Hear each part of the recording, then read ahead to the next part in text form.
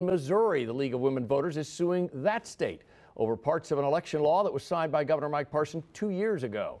A trial opens in August. Fox 4's Jonathan Ketz live downtown at the state office building after getting a piece of information from both sides of the issue today. John. Yeah, John, besides the League of Women Voters, the Missouri NAACP is also suing the state of Missouri and the Missouri Secretary of State's office over this bill that passed 2 years ago with a couple of different provisions that they're challenging.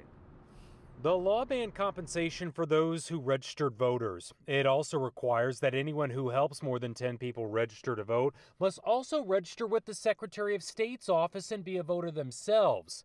Violators can face criminal penalties. The completed Secretary of State's forms are also public. When these provisions were briefly in place, they really ground a lot of the voter engagement activities of these third-party civic engagement groups to a halt. Denise Lieberman's organization is representing the League of Women Voters and the Missouri NAACP.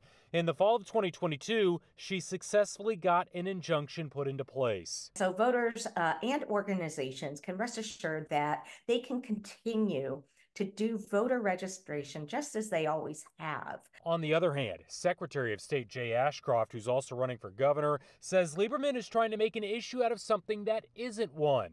Ashcroft says that anyone who's not sure if their ID will work to vote now can contact his office.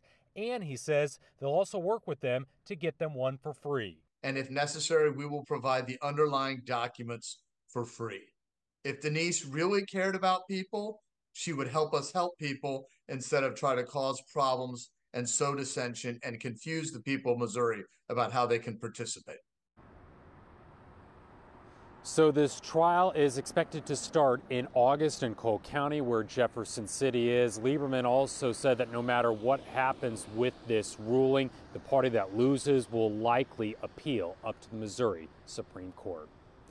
John. Jonathan Ketz live downtown tonight. John, thanks.